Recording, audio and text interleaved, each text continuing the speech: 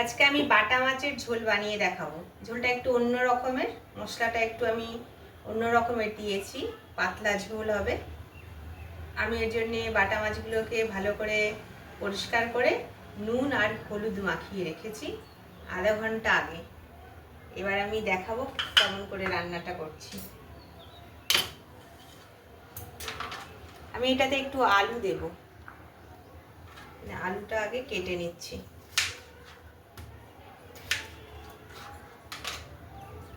আলুটা আমি এরকম করে কাটছি, আপনার যেমন ইচ্ছা লম্বা লম্বা করেও কাটতে পারেন।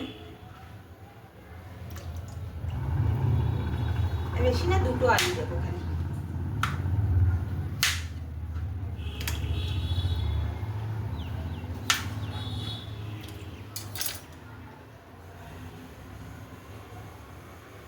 আমি সর্ষের তেলে বানাবো রান্নাটা।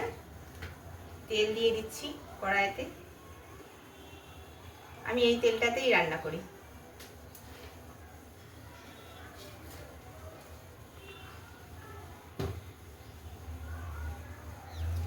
মশলাটাও আমি মিক্সিতে করে নিয়েছি। মশলাটাতে দিয়েছি আমি সাদা সর্ষে 2 চামচ, 1 ইঞ্চি আদা, আর 1 চামচ জিরে, 4টে কাঁচা লঙ্কা, আর একটা আমি শুকনো লঙ্কা দিয়েছি একটু লাল হবে বলে, আর একটা টমেটো, মিডিয়াম সাইজের টমেটো আমি এটাতে দিয়েছি পেস্ট করে।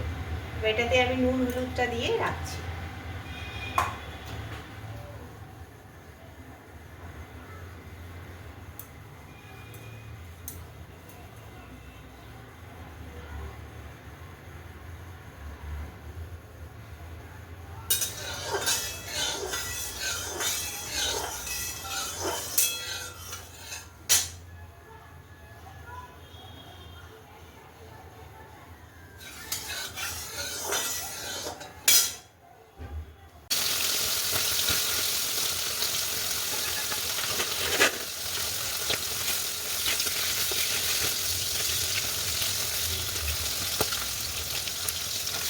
মাছটা আমার ভাজা হয়ে গেছে, আমি ওই তেলেতেই আলুগুলো ছেড়ে দিলাম।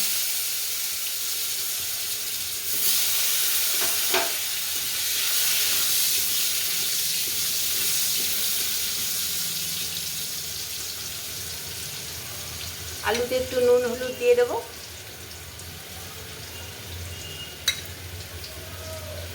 আমি আজকে যে ঝোলটা বানাবো এটাতে একটু একটু সবজিও দিতে পারেন।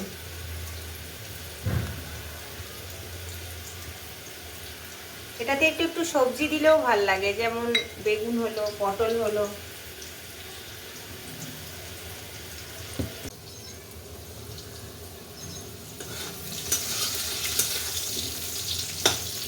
আলুটা আমার ভাজা হয়ে গেছে, আমি নামিয়ে নিচ্ছি আলুটা।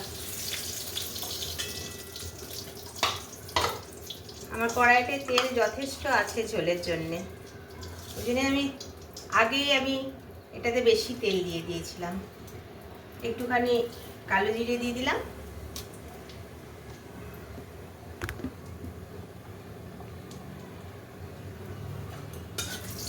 একটু কালো জিরে দিয়ে দিলাম।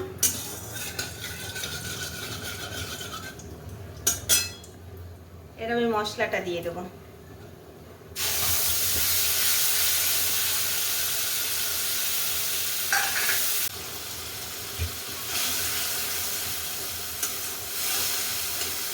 মশলাটা ভালো করে কষিয়ে নিচ্ছি।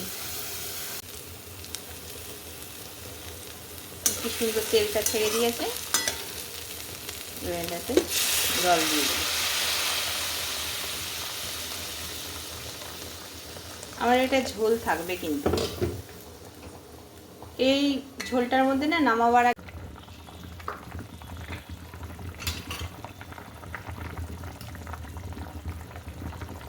একটুখানি নুন আমার লাগবে, যেন একটু নুন দিয়ে দিলাম। আমার ঝোলটা রেডি হয়ে গেছে। এরকমভাবে যদি না বানিয়ে থাকেন একবার বানিয়ে দেখুন, খুবই টেস্টি হয়। সবসময় এক রকমের ঝোল ভাল লাগে না, আর এইটাতে পেঁয়াজ রসুন ছাড়া বেশ দারুণ টেস্ট হয়। একবার বানিয়ে দেখুন। আর যে